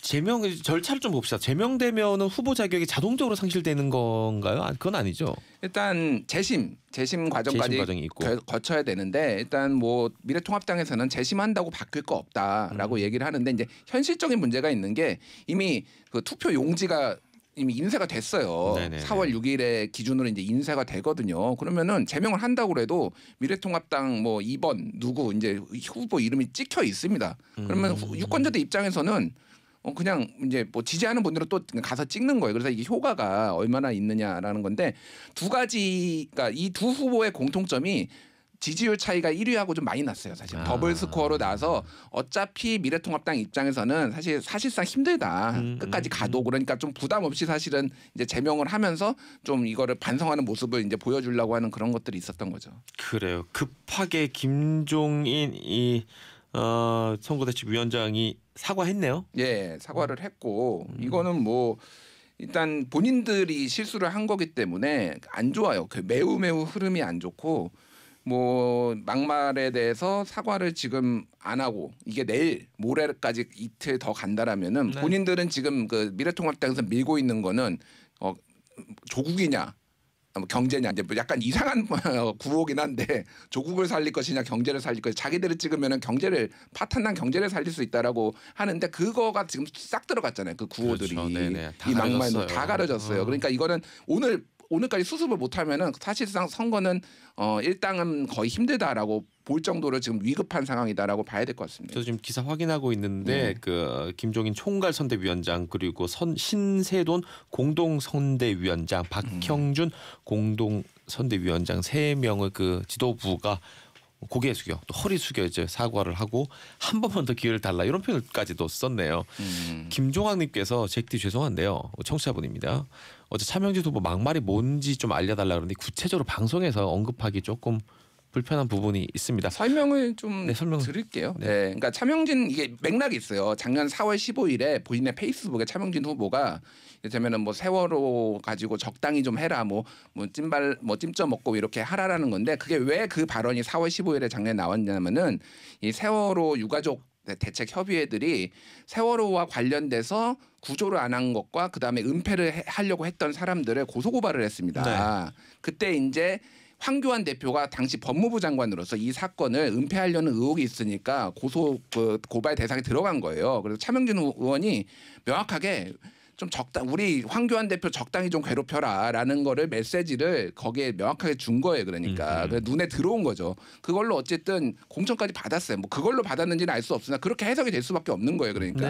근데 이거를 이제 공천 준 게 실수죠. 이거를 그러면 컨트롤했어야 되는데 안 되고 계속 이제 이 이슈를 대한민국의 국회의원이 되려고 나온 건데 세월호 유가족하고 뭐 싸우려고 나온 것처럼 이런 식으로 무슨 텐트 안에 무슨 일이 있었네 없었네를 가지고 전혀 이슈가 아닌데 지금 와서 얘기를 하는 것 자체가 굉장히 부적절한 행동이었다라는 거죠. 그러니까. 예.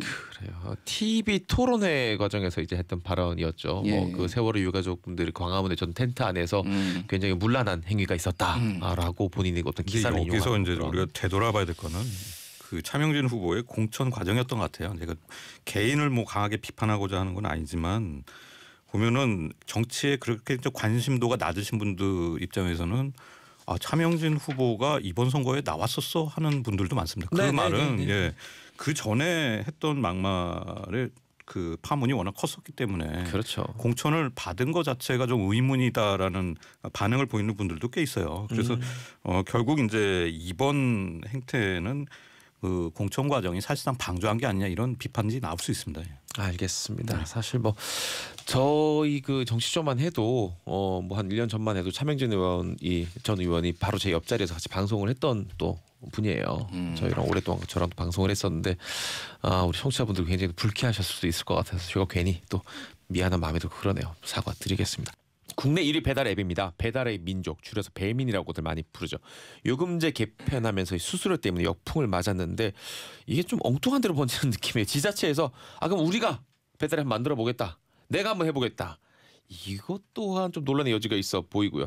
일단 박진호 교수님에게 이 공공 배달 앱 관련해서 이 수수료 서비스에 좀 설명부터 부탁을 드려야 될 것 같습니다. 그러니까 공공 배달 앱이라는 거는 쉽게 말해서 지금 배달의 민족이 하는 역할을 그 지자체에서 만든 공공 앱이 하는 거예요. 근데 자영업자들에게 대신 그 민간에서 하는 배달의 앱만큼 그 배달의 민족의 앱만큼 수수료를 아예 안 받는 거거든요. 네. 상당히 이제 공적인 기능으로 이 배달 앱 기능을 지자체에서 해주겠다는 건데 뭐 이제 언론에도 많이 났지만은 이제 군산시의 그 배달 앱 명수 상당히 큰 호응을 얻고 있고 경기도도 이제 이런 구상을 구체적으로 밝혔는데 이 공공 배달 앱을 만들어서 협동조합 같은 사회적 기업의 운영을 맡기고 이렇게 수수료를 받지 않으면서 이 주문 배달 영역의 공공성을 확보하겠다.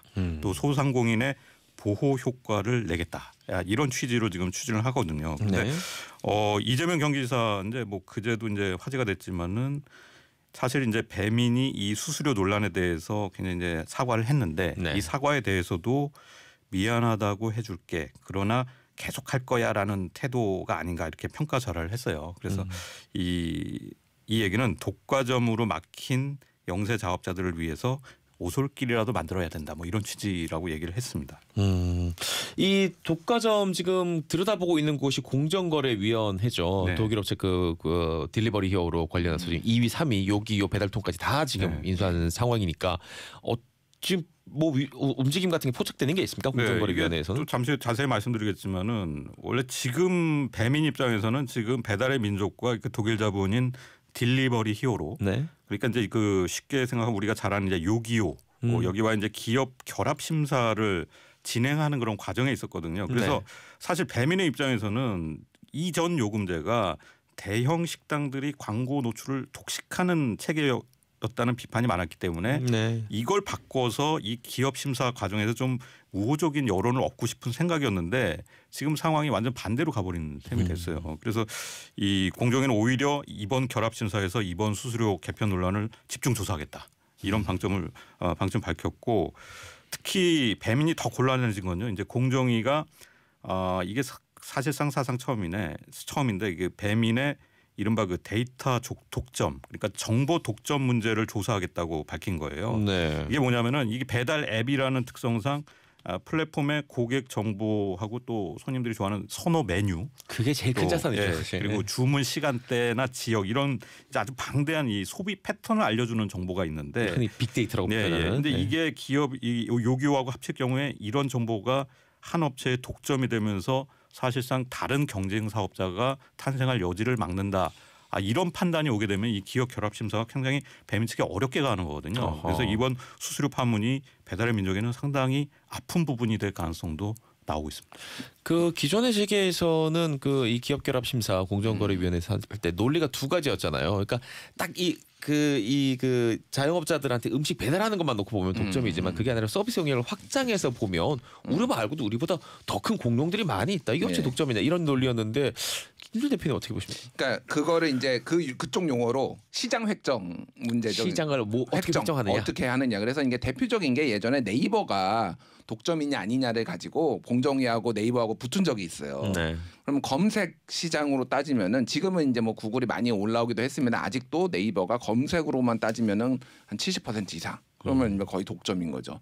근데 네이버의 입장은 아니 우리는 포털이고 검색만 있는 게 아니라 카페도 있고 예를 들면 블로그도 있고 뭐 이런 네, 것도 다 네. 있는데 웹툰도 하고 다 한다. 웹툰도 다 하는데 이거를 다 봐야지 않느냐라고 해서 사실은 공정위가 졌어요 그때. 그때 이제 한참 붙었을 때 몇 년 전인데 네. 공정위가 못 이겼습니다. 그래서 그 시장 획정 문제가 있는데 이것도 마찬가지예요. 배달의 민족 말씀하셨듯이 배달 앱만 가지고 하냐는 거예요 주문을. 뭐 네이버 들어가서 포털에서 하는 사람도 있고 뭐 다양하잖아요. 그러니까 네, 네, 그러니까 네. 그런 것들이 아마 굉장히 이제 뭐 쟁점이 될 거고요. 배민 입장에서는 약간 그러니까 억울할 수도 있다라는 게 이게 작년 12월에 결정했습니다. 이거를 기업 결합을 앞두고 우리가 이제 수수료 인하도 6.8에서 5.8로 1%포인트 내리고 그리고 이런 것들을 미리 4월에 바꾼다고 공지를 한 상태였는데 네. 1월 달에 이제 코로나 사태가 터지고 이 자영업자들의 어떤 부담과 가중 그리고 배달이 엄청 늘었어요. 그러니까 네, 배달 시장이 커졌죠. 배달 시장이 커지니까 네. 자영업자 입장에서는 내 돈이 더 많이 나갈 것 같은 약간 불만 이런 것들이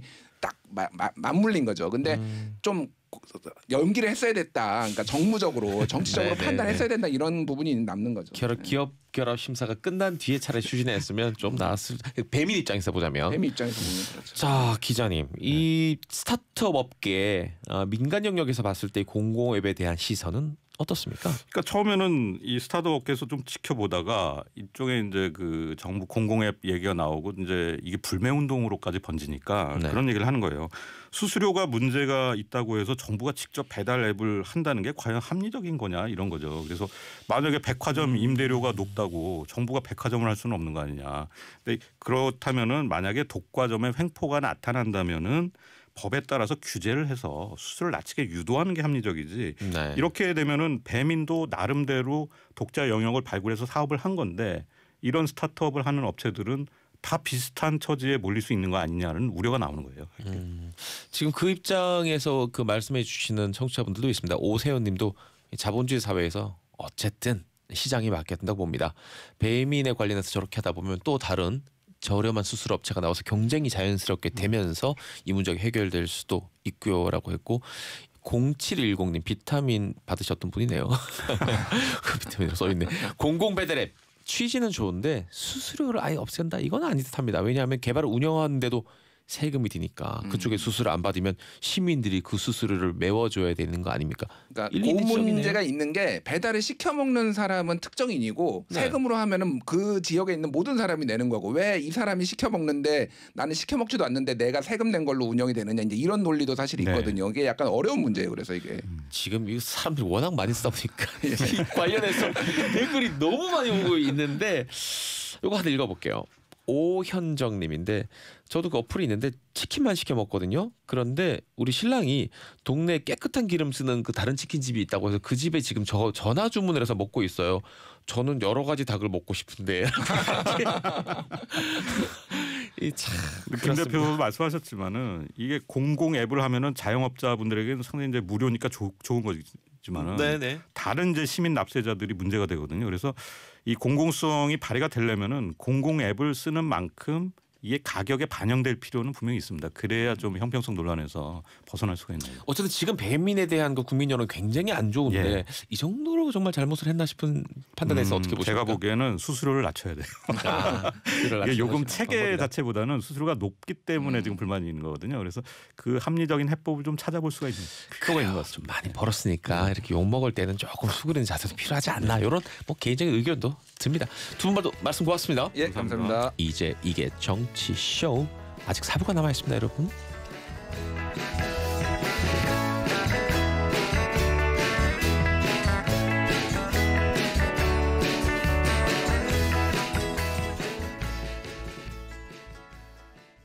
네, SBS 이제 이게 정치쇼 4월 9일 목요일 생방송입니다. 제가 앞서 말씀드렸죠. 총선 대비 전화 퀴즈쇼 저희가 특집 코너로 준비했습니다.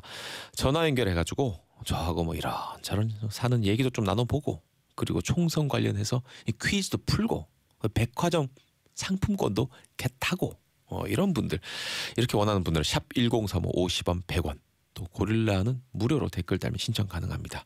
퀴즈 신청 뭐 퀴즈 이렇게 보내면 되고요. 그 앞서 제가 그 이 시사 프로그램 그 청취율 독과점을 막기 위해서 저 정치쇼가 너무 독점하면 안 되잖아요. 청취율을 막 청취율 막 40% 나오고 이러면 어떡합니까? 그래서 다른 프로그램에서 홍보하는 것도 읽어드리겠다고 했더니 많이 오고 있네요. 2130님 고유부 고현준도 잘 부탁드립니다라고. 그 밖에 제작진 한번 확인해봐요. 2130님 그 이 고현준의 뉴스 브리핑 이 진행하고 있는 고현준 씨 뒷자리 4개 맞습니까? 야 진행자 본인이 그래요. 고현준 씨가 진행하고 있는 고현준의 뉴스 브리핑 2130님 고현준 씨 문자로 읽어드렸습니다. 아주 아침 일찍 시작합니다. 하루를 시작하기 가장 좋은 시사 프로그램입니다. 6시부터 7시. 자 우리 정치쇼에는 이제 뭘 하죠? 북에서 와수다 시간입니다. 평화와 사랑 추억이 넘치는 시간입니다. 함경북도 무산에서 온 대학생 윤지우 씨 나와 있고요. 네, 안녕하세요. 윤주입니다. 헤어스타일이 그 박세로의 이태원 클래스 느낌 좀 나네요. 단발로. 네, 그거 보고 감명을 받아서 그러니까 박세로의 윤세로의 알겠습니다. 평양에서 간호사 출신이죠. 이수정 씨. 네, 안녕하십니까. 자, 항상 드리는 말씀이지만 좀 두 단계만 조금 목소리를. 안녕하십니까. 좋아요. 제가 원한 딱 그 목소리예요. 제가 그 방송 시작하면서 두 분을 관찰했습니다. 캐릭터가 너무 달라. 제가 뭔가를 이렇게 하고 있으면 수정 씨는 이 양반이 뭘 하나 계속 보고 있어. 계속 보고 있고 수정 씨가 아니라 지우 씨. 네. 지우 씨 계속 보고 있고 수정 씨는 자기만의 세계에 또 빠져 있어. 많이 눈을 감고 명상을 하고 있습니다. 이런 두 분과 함께 이야기하도록 하겠습니다. 틀리지 않죠? 맞아요. 그래. 그리고 우리 수정 씨는 조금 더 이 경계심을 가져야 돼요. 제가 앞서 마이크에서 정적이 났다고 해서 깜짝 놀랐잖아요. 제가 뭐라 그랬죠? 생각 안 나요. 마음에 열정이 많은 분들이 정전기를 잘 일으킨다 그랬더니 그걸 믿고서 또 진짜요? 이랬죠. 그런 거 하면 안 됩니다. 세금 얘기 좀 해볼까 합니다. 직장인들 상대로 이 총선 관련해서 어떤 공약에 제일 호기심이 가고 또 지지하고 싶냐라고 했더니 세금 인하 공약. 당장 뭐 그러죠. 끄덕끄덕 하시네요.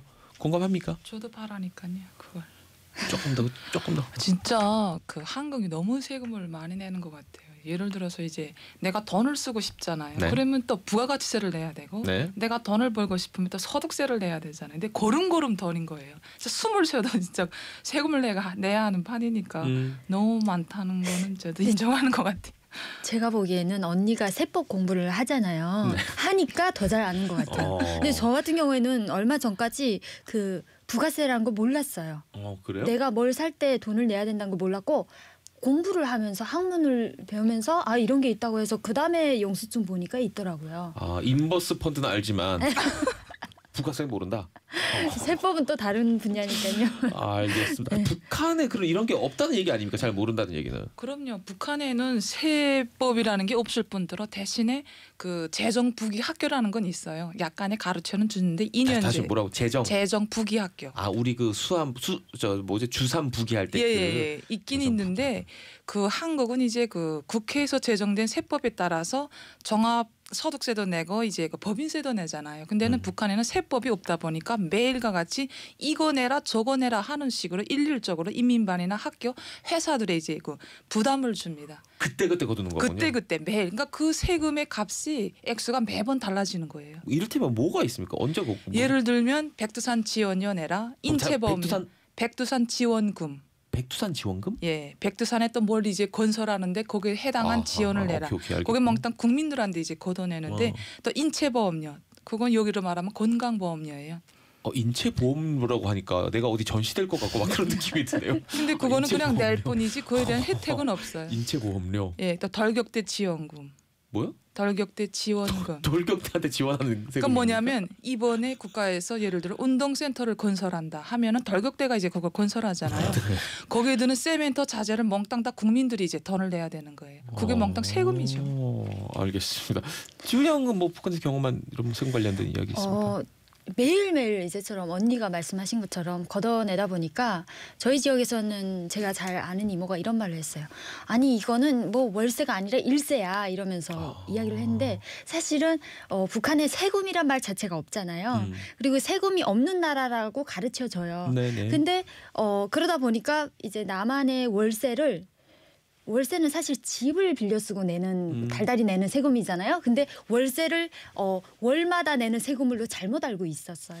그래서 북한 주민들이 이거 월세가 아니라 일세야 이러면서 이야기를 불만도 하고 이렇게 했었거든요. 자, 그런 시스템에서 이제 살다가 이제 우리나라에서 같이 살게 우리나라 국민이 된 북에서 오신 우리나라 국민으로서 처음 세금 냈을 때 기억납니까, 지우야? 네, 저는 깜짝 놀랐어요. 너무 많이 뜯어가서. 제가 그때 그 이제 인터넷 방송을 한 해 한 적이 있었는데 네. 사실 3천만 원 안 됐어요. 근데 뭐 거기서 뭐 소득세는 일미 그 월세 받으면서 그렇죠. 월급 받으면서 떼고 받는 거잖아요. 근데 개인 사업자로 등록돼가지고 200만 원 또 냈어요. 또 연락을 냈는데 그래서 이거 무슨 이렇게 많이 걷어가냐 하면서 냈는데 좀 있다가 또 왔어요. 지방세라고 왔더라고요. 그래서 저는 그게 너무 헷갈리는 거예요. 아니 국세하고 지방세 뭐 왜 이중으로 내는지 처음에 이해가 안 됐고요. 그리고 지로 영수증 날아오잖아요. 네네네. 처음에 그게 무슨 말인지 하나도 이해 못했어요. 그럴 수 있죠. 그냥 다 버렸어요. 한 1년 동안. 다 버렸다 그냥 네, 안 돼. 그냥 이게 뭔지 모르니까 그만 이러고 다 버렸나요? 그냥 다 버렸어요. 그리고 막 그 하나원에서 나오면서 저희가 그 도우미 아줌마들이 카드에 등록을 해줘요. 집세랑 이런 것들이 자동적으로 빠지게. 근데 빠져나가도 이게 뭔지 몰라요. 이게 왜 나가는지 몰라가지고. 그 우리나라 그 세금 체납자 여러 가지 유형이 있는데 네. 그 몰라서 지로를 찢어버려서 안 내는 사람은 아마 거의 유일할 수도 있습니다. 수정 씨는 우리나라에서 이제 국민으로 살면서 세금 냈을 때 어떤 기억이 있습니까? 저는 제가 지금 세법을 공부하다 보니까 그 매번 이제 세법이 매해 달라지잖아요. 네. 그러니까 그게 좀 공부하기가 좀 너무 좀 힘들었고 제가 여기 와서 이제 좀 경탄했던 게 뭐냐면 세법을 공부하면서 그 한국은 정말 이게 모든 게 평등한 나라라고 이제 생각했어요. 그러니까 단적인 실례로 여기는 이제 초과 누진세율이라는 게 있어가지고 네네. 그러니까 소득이 많은 사람은 많이 내고 세금 너무 적은 당연하게 사람은 생각하고 적게 내잖아요. 근데 그럼요. 북한은 그렇지 않아요. 소득이 많은 사람도 일률적으로 그냥 적은 사람하고 똑같이 적은 사람도 그냥 높은 사람하고 똑같이 내는 거예요. 그러면 돌격대 지원금 얘기해 봅시다. 돌격대 지원금으로 가구당 뭐 1,000원씩 내라. 그럼요. 이러면은 내가 똑같이. 재산이 10억 있는 사람도 1억 있는 똑같이 사람도 내는 거예요. 똑같이. 그래서 제가 저희 아버지가 말씀하시던 게 생각나더라고요. 자본주의 나라는 모든 것이 정확한 나라이다. 법도 정확하고 다 정확하다고 하시더라고요. 그래서 제가 그걸 요즘에 폐부로 느끼고 있습니다. 공부를 하면서 많이 내는 거 내는 거지만 어쨌든 공평하잖아요. 지우양 그 세금에 뭐 지금은 뭐 안 그렇겠지만 만약 그때 저를 만났으면 제가 낸 세금 보여드렸을 텐데. 아 진짜요? 이 월급쟁이들은 유리지갑이라고 하잖아요. 네.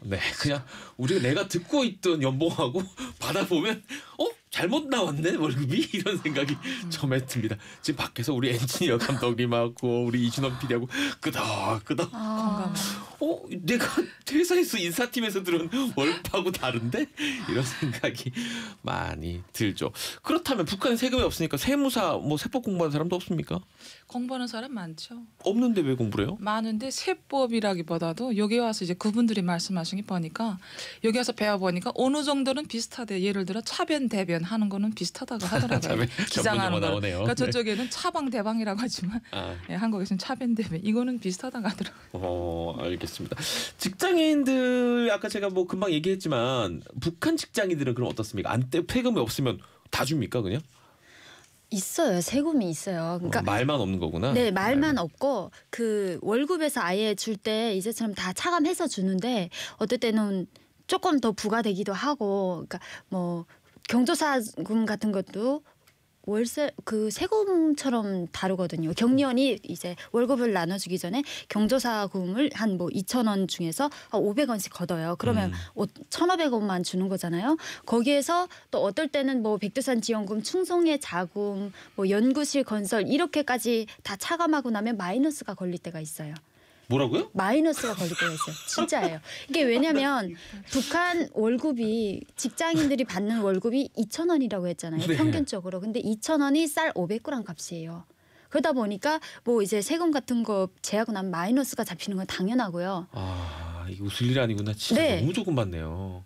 그리고 농어촌 같은 경우에는 항상 마이너스예요. 항상 적자예요. 그럼 어떻게 살아요? 마이너스 월급을 갖고.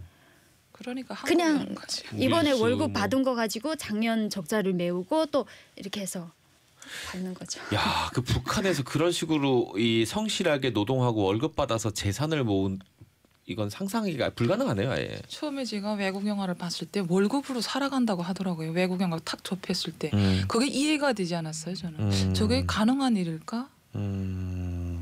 알겠습니다. 자, 그 직장인들 얘기해봤는데 거의 뭐 마이너스 거의가 아니라 실질적으로 마이너스 네네, 마이너스. 월급이라는 얘기를 했는데 그럼 이 뭐 지우양 전문 분야 나왔네요. 장사하는 사람들은 어떻습니까? 장사하는 사람들은 어마어마하게 그 몇 배로 더 많아요. 왜냐하면 돈이 더 많기 때문에. 그러니까 어떻게 보면은 한 가정을 이렇게 들여다 보면은 네. 남편은 직장 생활을 무조건 해야 되니까 남편은 직장에서 이제 저 마이너스를 받고요. 와이프가 가정적으로 경제권을 많이 쥐고 있어요. 그분이 실제적으로는 돈을 많이 벌어서 가정 네. 살림을 유지하는데 이분이 버는 돈이 훨씬 많으니까 거기에서 가져가는 돈도 훨씬 많은 거죠. 그러니까 여성분들 같은 경우에는 인민반을 통해서 걷어요. 그러니까 매 인민반을 통해서 걷는데 이게 한 이제 일반 월급쟁이들의 월급의 한 5배 정도는 돼요. 네. 5배 정도는 되는데 진짜. 그렇다면 인민반별로 보면은 잘 사는 집들 같은 경우에는 이걸 내는 게 아무 일도 아니지만 없는 집들 있잖아요. 네. 그런 집들 같은 경우에는 인민반장이 끝까지 찾아가서 받아내요. 야, 끝까지 찾아가는 건 우리나라하고 비슷한데 네. 세금 끝까지 따라오는 거는. 정말 제가 한 2번 연체돼 본 적이 있었는데 살이 빠져요. 사람이 너무 이렇게 못 살게 스트레스 했을 때 받았어. 차라리 금꾸라도 주는 게 낫지. 매일 아침 새벽부터 와서 문을 두드리는데 앙칼진 목소리를 온 동네 찢어지게. 윤지우 세금 내라! 막 이럽니까? 야 집에 있는 거 안다 문 열라 이렇게. 저희 이민반장 목소리는 지금도 생각하면 약간 다시 듣고 싶지 않은 그런 목소리인데 진짜 없는 사람들 있잖아요. 그런 경우에는 어떻게 하냐면 돈이 많은 집에서 그 사람 목까지 내줘요. 대신 제가 해야 되는 사회적인 과제들 있지 않습니까? 몸으로 때우라는 거구나. 네네네. 뭐 김매기 하거나 아파트 건설에 강제적으로 노동력을 아이고야. 동원해야 될 때 그분이 대신 제 것까지 해주는 거죠. 그러니까 이런 식으로 해서 맞춰가는 거예요. 대신에 가산세는 없어요. 가산세는 없다. 안 내면 그냥 계속 문만 두드릴 아까 뿐이지 저게 늘어나지 가산세죠. 않는다. 문 두드리는 게. 아이고야. 새벽에 그 문 두드리면서 윤지우 집에 있는 거 다 안다 이러면은 정말 놀라겠네요. 그 수정 씨가 그 마음에 열정이 많은 사람들이 정전기에 그 민감하다는 제 얘기를 듣고 속았다고 하니까 이 성취자들이 수정 씨 속여 먹으려고 이런 얘기합니다. 방병훈님이 수정 씨 지방세는 살찌면 내는 세금입니다. 이거 믿으려 그랬죠. 지방세는 아니요. 알겠습니다. 자, 종합부동산세 얘기해 봅니다. 우리나라에서 가장 유명한 세금 중에 하나입니다. 종부세. 북한에도 이 부동산세 같은 거 있습니까? 집이 있어요. 근데 부동산세하고 집 이용료가 또 달라요. 그러니까 부동산세라고 하면 북한에서는 아예 그 이제 텃밭이나 토지를 집이 아닌 토지를 부동산이라고 부르고요. 그냥 집은 그냥 또 살림집이라고 불러요. 개념이 다르군요. 네, 아예 달라서 부동산세하고 그러니까 부동산세를 토지 이용료라고 부르고요. 토지 이용료하고 집 사용료를 거두는데 이제 부동산세 같은 경우에는 4년에 한 번씩 그 땅을 측정해가지고 갑니다. 그래서 등록을 해서 해마다 와서 걷어가는 거죠. 평양에는 그러면은 아파트들도 많고 하니까 부동산세에 대한 개념도 다르겠네요. 전 지금 지우 씨 좀 그 개념하고 전 저런 걸 처음 알았거든요. 땅 그러니까 이런 게 다를 것 같아요. 없으니까요. 그러니까 북한은 그냥 집 사용료라고 하는데요. 저는 집 사용료. 원래 중구역이 아닌 다른 곳에 살 때는 그냥 빌라에서 살았거든요. 그때는 사용료가 적었어요. 적었는데 중구역에 딱 이사 가니까 거기는 조건도 좋고 불도 계속 오고 물도 잘 나오니까 거기는 사용료가 2배로 원래 뛰더라고요. 중구역이 약간 우리나라 강남 같은 강남하고 그런 똑같은. 다 똑같아요. 네, 그렇게. 네. 근데 약간 이제 집세가 조금 다른 게 북한에 개인집하고 국가집이 있는데요. 개인집은 또 집세가 없어요. 국가집만 있어요. 제가 처음에 저희 집이 한 100, 한국으로 말해도 100평짜리 집이에요. 8칸짜리 집이었는데 그렇게 큰 집이었는데 개인집이다 보니까 집세가 없었거든요. 그래서 저는 진짜 세금이 없는 나라구나라고 알고 살았는데 나중에 국가집에 이사 가니까 갑자기 돈을 거두더라고요. 근데 원래 그렇게 됐대요. 이거는 달달이 나오는 거거든요. 월세처럼 걷어가요. 그러면 지방하고 다른가요? 저희도 중구역에 갈 때는 우리 돈으로 샀거든요, 집을. 아니 근데 샀는데도 돈을 예, 집하고 다르겠죠. 사용료를 걷어요. 자기 국가집도 개인들이 다 자기 돈 주고 거래를 해서 자기 집인 줄 알아요. 근데 사실은 국가에서 예전에 지었기 때문에 건물주가 국가인 거죠. 처음에 중공은 네. 이 당사자가 그렇죠, 국가였다. 네, 저희 개인집 같은 경우에는 이 부지 자체를 아예 개인이 옛날부터 대대손손 가지고 지우 형이 26살 때 지었다는 그 10평짜리 집 말씀하시는 거 그거는 그런 건 국가집이었고 그건 국가집이었어요. 예, 또. 국가 토지에 원래 집이 있던 걸 다시 허물고 지었기 때문에 국가집으로 되는 거예요. 제가 다시 지었지만 야, 이거 되게 이런 무섭다. 개념으로 되어 있어요. 새 아파트에 저희가 돈 내고 들어갔는데 그거 새로 국가 건설. 아파트라고 지금 얘기하잖아요. 새로 건설한 집. 새로 국가가 지었다고 저희가 하잖아요. 기초 투자했는데 아니 근데 그 전에 이미 국가가 찜을 했다는 거예요. 개인이 지금. 아파트를 지을 수가 없어요. 북한은. 씨의 지방세가 뭐라고요? 알겠습니다. 살찌는 거예요. 큰일이다, 큰일 정말. 응? 큰일이야, 큰일. 알겠습니다. 그 세금 얘기하다 보니까 정란숙님이 내고 싶다 종부세. 우리나라 종부세는 이 주택 가격이 어느 정도 그 공시 가격이 일정 수준 이상이 되어야 이제 냅니다. 보통 9억 이렇게 자르죠. 두 분 중에 종부세 내는 분이 있나요? 아니에요. 아유, 지우 양 솔직히 얘기해봐요. 월세 냅니다. 다음 얘기해 보겠습니다. 이 세금이 있으면 뭐가 있다? 탈세가 있죠. 이 절세와 탈세는 종이 한 장 차이라고 보면 됩니다. 북한에서도 이런 개념이 있습니까? 그럼요. 탈세가 있는데 평양에는 없습니다. 근데 제가 지방에 가보니까 이게 탈세라고 한다기보다 너무 어려운 사람들이 세금을 못 내고 있더라고요. 당장 먹을 것도 없는데 어떻게 내나요? 그러니까 아까 지우 씨가 말한 것처럼 몸으로 때우는 거예요. 네, 그런 거 제가 많이 목격했어요. 근데 이제 제가 살던 지역은 또 이제 저희 집처럼 살림집, 그러니까 땅집이 많잖아요. 그러다 보니까 토지, 부동산세가 많았어요. 그러니까 그거를 절세하기 위해서 약간 그렇게 하는 방법은 있어요. 약간 그렇게 그게 뭔데요? 뭐 어떻게 한다는 얘기예요? 그렇게 적게? 4년에 한 번씩 이제 측정하러 온다고 했잖아요. 네. 그러면 오기 전에 미리 알아요. 3월 달쯤에 측정하러 오니까 네. 울타리를 이렇게 안쪽으로 들여다가 이렇게 해요. 전진수비. 네, 그렇게 하고 울타리를 그다음에 안쪽으로. 딱 이렇게 재고 간 다음엔 다시 눌려요. 우렇게 울타리를 우렇게 앞으로 당겼다가 또 가면 우렇게 앞 뒤로 하고. 이런 식으로 하고요. 그래서 우렇게 했구나. 알겠습니다. 자, 그러면은 직장에서 아까 지금 말한 거 토지는 토지대로 그다음 세금 안 내면 독촉하고 학교에서는 따로 안 걷습니까? 우리나라는 교육세나 이런 게 있거든요. 학교에서도 걷어요. 근데 이게 아이러니한 게 뭐냐면 정부에서 회사만 회사에만 그 세금을 이제 부과시켜야 되는데 네. 회사, 인민반, 학교를 동시에 밀고 나가는 거예요. 동시에 한꺼번에. 그러니까 세 군데서 내야 되는 거예요. 그러니까 어머니들은 야 이제 예를 들어 내가 엄마 오늘 이제 학교에 뭘 내가야 돼 하면 오늘 또 이제 인민반에서 내라고 하겠구나. 그럼 아버지는 안 내가요? 아버지도 또 나도 오늘 내가야 돼. 동시에 난리 났네요. 그냥 진짜. 내는 거예요. 아이고야. 그러니까 어떤 애들은 학교에도 못 나가요. 그 세금 때문에. 그래서 공부 못하는 애들이 너무 많아요. 하고 싶어도 못하는 하고 애들. 싶어도 그 세금 때문에. 근데 이게 정말 어떤 식으로 걷냐면요. 토끼 잠깐 일단 뭘 걷어가는 거 학교에서는 도대체? 토끼 가죽 뭐 1년에 과제가 있어요. 과제? 예, 그 보편적으로 내는 과제가 있는데 학생 1인당 1년에 토끼 가죽 3장. 토끼 가죽? 가죽. 토끼 가죽. 예, 토끼 가죽을 벗겨서 토끼 가죽 3장, 그다음에 개 가죽 2장. 개 가죽 2장. 예. 그리고 뭐 살구씨 2kg, 도토리 2kg, 뭐 줄당 콩 피마주 뭐 이런 식으로 해서 쭉 걷어가요. 이거는 기본적으로 1년에 내야 되는 세트예요. 네. 이렇게 되고 그리고 뭐 학교 건설하잖아요. 뭐 페인트 칠 다시 해야 된다고 하면 그거 다 다시 가져가고 학생들한테서 걷어가는 거죠. 창문 유리부터 창문 툴까지 다 학생들 손으로 걷어가요. 그래서 학교를 리모델링하는 것도 학생들 손에서 걷어가다 보니까 거의 지금 제가 평양에서 오신 우리 수정 씨가 저 무산에서 온 지우양 얘기하는 거 보면서 혀를 찹니다. 어떻게 이러고. 나 너무 궁금해서 물어보는 건데 진짜 몰라서 물어보는 거예요. 다 뭐 살구씨 뭐 알겠어. 뭐 살구를 심겠지. 뭐 콘크리트 알겠어. 콘크리트 바르겠지. 토끼 가죽은 왜 필요합니까? 인민군대 지원이라고 해서요. 북한 군인들이 겨울에 추우니까 토끼 가죽 기마개를 해서 써야 됩니다. 그럴 때 쓰는 게 토끼 가죽이에요. 방한용으로. 네. 근데 인민군대가 그거 하는 거 한 번도 못 봤어요. 그렇죠. 사실 어디로 가는지 몰라요. 이렇게 저 이야기를 이야기를 해놓고 들으면서 외화벌이를 합니다. 수출을 해요. 그러니까 어떻게 하냐면 이제 걷어가지고 이제 그 규격이 있어요. 뭐 40에 60짜리 가죽들은 중국에 보내서 팔고요. 그리고 나머지를 가지고 인민군대 지원 가거든요.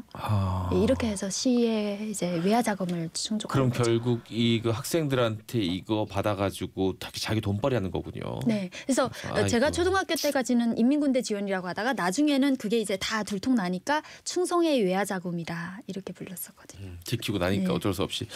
수정 씨, 이 수정 씨 집안 같은 경우는 할머니 때부터 막 그 시계도 받고 좀 있었잖아요. 상속세 같은 거 냅니까?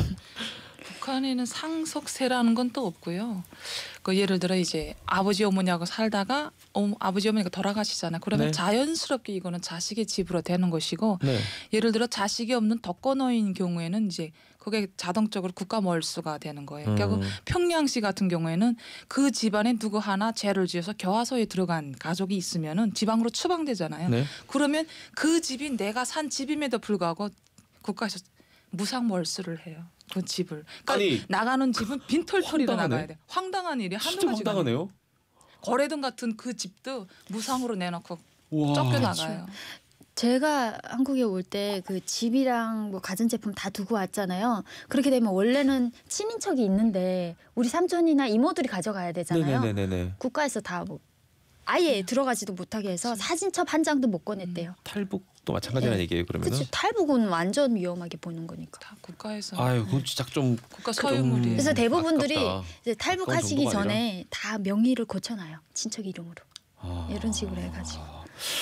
자, 이건 내가 믿을지 모르겠네. 나도 뭐 나이가 적다는 얘기는 안 듣는데 한정민님께서 토끼 가죽, 새 가죽, 개 가죽. 우리는 잔디씨, 솔방울, 퇴비 이런 걸 초등학교 때 걷었다. 저는 잔디씨는 기억나는데 솔방울도 걷었나? 솔방울은 아마 난로 불 피우려고. 하여튼 저는 토끼 가죽이나 개 가죽은 정말 처음 들어봐요. 아, 우리나라에서는 모르겠어요. 5, 60대는 모르겠는데 저는 처음 들어봅니다. 잔디시 지금도 있어요. 저희 내야 돼. 어디 지금도 있다는요? 평양에? 저도 대도시에도 이거 있어요? 학교에서도 이거 그건 또 내도 생각나. 의외네요. 세금을 좀 깎아줄 때도 있습니까? 우리나라 아니, 같은 경우. 없습니다. 절대로 단답형이군요. 없습니다. 알겠습니다. 감사합니다. 방송 시간 얼마 안 남았는데 단답형으로 세금을 깎아주는 일은 절대 없다고 합니다. 두 분 모두 말씀 잘 들었고요. 네. 수정 씨, 우리 정신 좀 차리고 알겠습니다. 속으면 안 돼요. 사기꾼들이 많아요. 네. 자, 이제 이게 정치쇼 광고 듣고 돌아와서 인사할게요. 네, 이제 이게 정치쇼 많은 분들이 추억 소원하네요. 맞아요. 겨울에 솔방울 퇴비 제출했던 기억도 납니다 하고 노미경 씨도 문자를 보내주셨습니다. 이제 이게 정치쇼 4월 9일 목요일 오늘 준비한 쇼는 모두 여기까지입니다. 내일 아침 9시에 또 환한 얼굴로 인사드리겠습니다. 지금까지 잭디 이재기였습니다. 고맙습니다.